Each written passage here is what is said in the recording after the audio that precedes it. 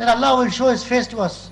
We will see Allah's face. So Allah has a face and we'll see His face. Inshallah, all of us will see, whoever goes to heaven. And the Sahaba asked Muhammad Sallallahu Alaihi Wasallam, this is Hadith in Bukhari, and this is also there in the Quran. So Muhammad Sallallahu Alaihi Wasallam told, is it difficult for you to see the moon? Is it difficult? No. So you will see Allah like that. And there are many hadiths which tell that Allah has got, like for example, if all the people who go to hellfire, Allah will ask, hell, do you want more? Hell will tell, yeah, I want more. More people, any more are there who are willing to come to the hellfire? Allah will put His left foot inside the hellfire. Left foot inside the hellfire. So we know Allah has got a left foot. Allah tells, all the hearts of people are between my fingers. I turn them however I want. Between two fingers. By that, وَلَمْ يَكُلْ لَهُ كُفُوًا أَحَدٌ. Allah is not like His creation. I think I clarified, Allah does not look like a human being. Allah's face is there, but that doesn't mean He's got eyes. That doesn't mean He's got teeth. That doesn't mean He's got skin, bones. How He is, we'll never know. We will not know in this life. Only if you go to heaven, we'll see His face. And Allah has told many, many verses, many, many places. Like for example, Allah tells, on the day of judgment, He'll show His leg. And all those people who used to do namaz will all go into sajda. And those people who are not praying namaz, they'll fall like that. If you read the Quran, you will know these things. But the problem is we don't read the Quran. We read other books. We spend our time over other books, but not on the Quran. There are many, many things. Inshallah, Brother Umar Sharif is going to deal with this topic in the night lecture. I hope to see you all. Inshallah.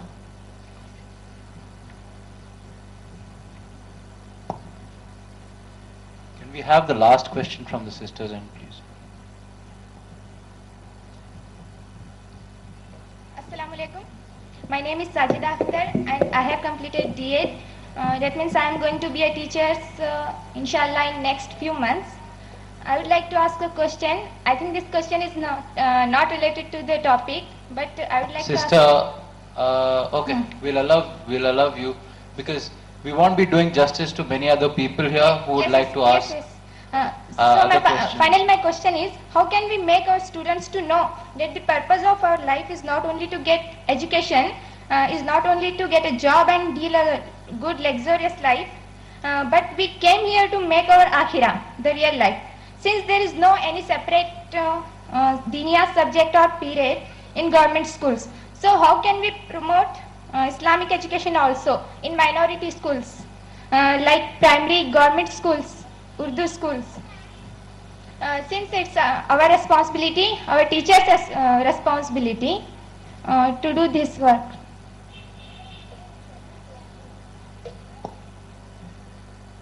Sister has asked a huge question which requires huge answer, and it's a big problem. Brother, just 1 second.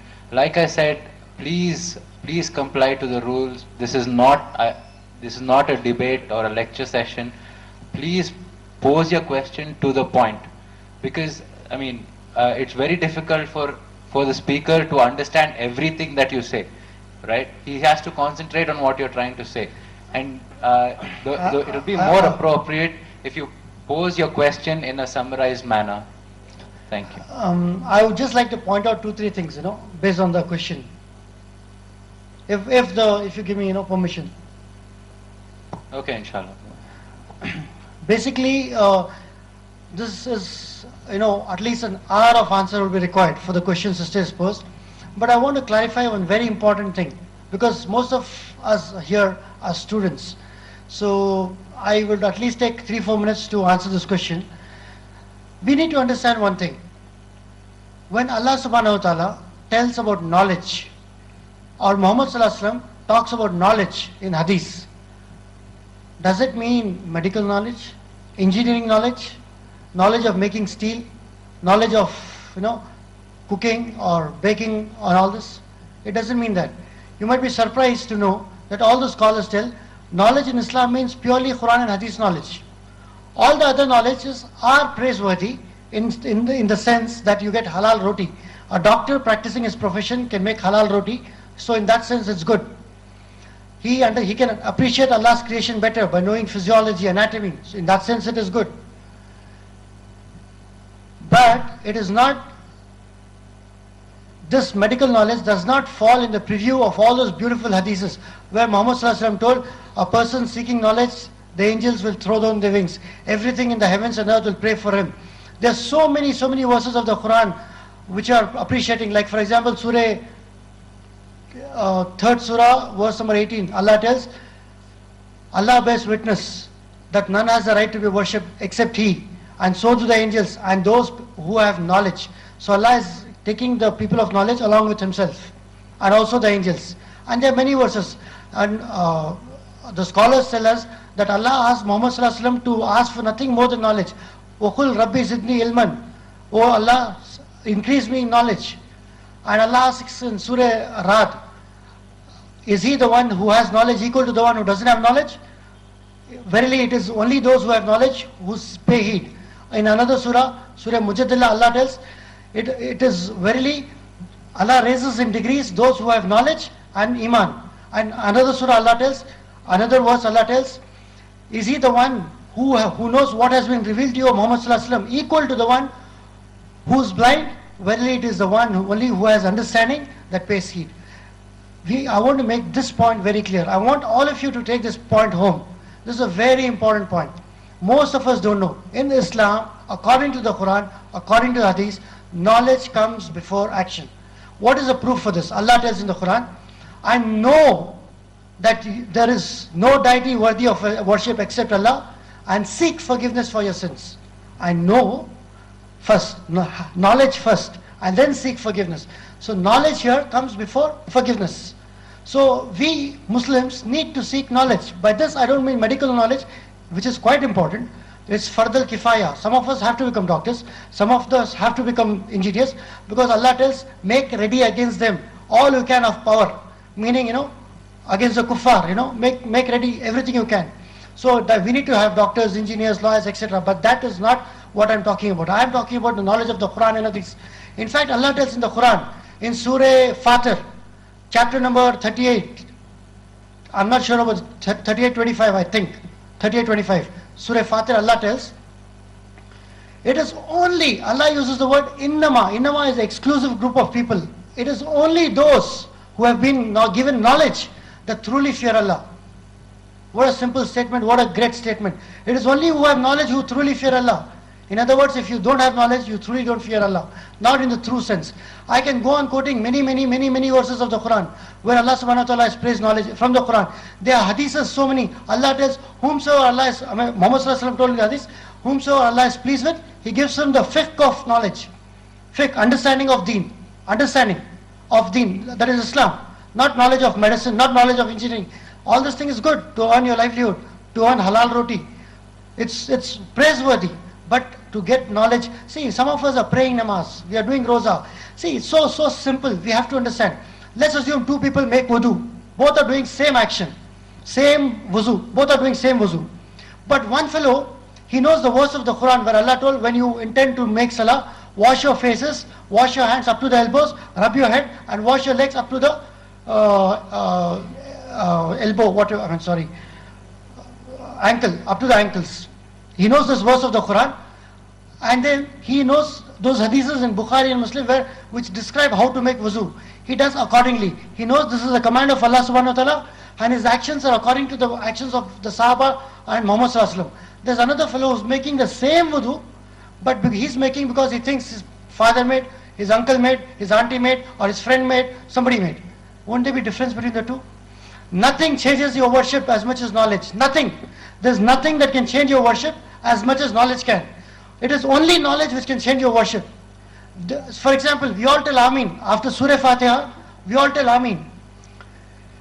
Let's assume some of us don't know why we tell Ameen. Now we know that Muhammad sallallahu alaihi wasallam told after Surah Fatiha, when Imam tells Ameen, if you tell Ameen, if that Ameen coincides with the Ameen of the angels, all your previous sins are forgiven. With this knowledge, if you tell Ameen, now I challenge you, you can't tell Ameen in the same way because the knowledge has come to you. You know now that this Ameen is going to wash away your sins. So this knowledge will change your worship. So knowledge is so important. Muhammad sallallahu alaihi wasallam told, whosoever goes in the path of seeking knowledge, Allah will make path easy for him to go to paradise. So my dear brothers and sisters, there is no exception to get knowledge. You have to get knowledge. And more importantly, much more importantly, if somebody gives you a letter tomorrow that you have been invited to Harvard or Princeton University or Oxford University or some of the best university for a degree, will you not be happy? Will you not give a party? Of course you would. But Muhammad sallallahu alaihi wasallam told, till the day of judgment. You know, there's a hadith of Muhammad sallallahu alaihi wasallam. He told the Nabis, the prophets, do not leave dirham and dinar. Because if they leave, it will go to somebody. We will not get. 1400 years later, do you think you and me will get some dirham? We will not get. So the Prophet told, the prophets do not leave dirham and dinar. They leave knowledge. And whosoever has acquired this, has acquired huge fortune. Huge fortune, and it's available. First of all, he's left his inheritance. He's left his inheritance, his jagir. And is then told, O Sahaba, you be witness till the day of judgment. If anybody comes to seek knowledge, welcome them on my behalf. So I, standing here, welcome all of you to seek the knowledge of Islam. I am a new Muslim. I didn't know Islam some few months ago. I started my lecture by telling, just a few days back, I didn't know anything about Islam. I was a very ordinary person in MBBS. While my medicine, I didn't know anything. Then I understood how important it is to seek knowledge. And Alhamdulillah, I am trying to seek knowledge. And I'm very, very small, tiny knowledge I have got. And inshallah, within few months, you can know more than me and more than you need to know. There is a core amount of knowledge, my dear friends. The core amount of knowledge, how to pray, how to make wudu. This is absolutely compulsory. Fard al-ain. Becoming see, farad namaz 5 times is fard al-ain. But itikaf, you know, during Ramadan, that is fard al-kifaya. If somebody dies, janazah ka namaz, that is fard al-kifaya. Few people do, the fard is absolved. But the core knowledge is fard al-ain. No matter what your age is. Muhammad sallallahu alaihi wasallam was 40 years when he got the revelation first. So, though irrespective of whether you have whatever age you are, you need to learn your tajweed. You need to try and learn at least basic fiqh, basic hadith. We all know that Bukhari is the best book. We all know that. Then why don't we read that? Why do we read other books? We all tell one thing and do the other thing. Is that not hypocrisy? We all tell Bukhari is the best book, but we won't read some other book. We all tell Riyadus Salihin is the most blessed books. All the scholars of all the times tell that Riyadus Salihin, Allah has blessed the book. Whoever reads Riyadus Salihin, his life is blessed. But we won't read some other book. When it comes to medicine, we use intelligence. We read Harrison. Because if you quote from Harrison, in any part of the world, it is acceptable. Then why don't we read the best book? We don't read some footpath books for medicine. It is my duty to convey to you that what you tell, please follow it. We know Tafsir ibn Kathir is the best tafsir. Please read that. And all those nonsensical people who talk, by reading Quran and Hadith, you will get astray. They are misleading you. They are misguiding you. Wallah, you will not get misled. By reading authentic tafsir, you will not get misled. If you read Sahih International, how is it that you will get misled? If Allah's book, if somebody is going towards Allah's book and the hadith of Prophet ﷺ with the intention of seeking knowledge, Allah will make it easy for him the path of paradise. Muhammad ﷺ is saying that, and these people are telling, you need to learn some 13 ulum to understand Quran. Those 13 ulum are outdated. Some of them are in Farsi. Those 13 ulum are not taught in Saudi Arab. Are scholars not coming out from Saudi Arab? We have to understand that knowledge is so important. I can talk for 2-3 hours only on knowledge, but time is important. I know we need to respect time. I request you, I really request you, I plead to you, please spend time. It is more important that you gain knowledge, more important than taking care of your family. You might be shocked. It is more important that you seek knowledge than taking care of your wife, your children, your parents. Is that shocking? That's not my statement. This is a statement of scholars. Ibn Hanbal told, food you need 3 times. Food you need 3 times. Knowledge you need every second. Every second you need to make out what is halal, what is haram. So knowledge is something which you need to seek, because without knowledge you will not go to heaven. Not possible. We'll stop with that.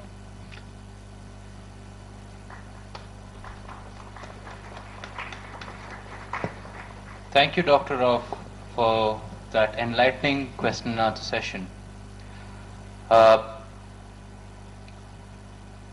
I would like to thank the audience for taking time to come here and making this event a success. I would also like to thank the organizers for their amazing work and hospitality. May Allah reward them for their great deeds.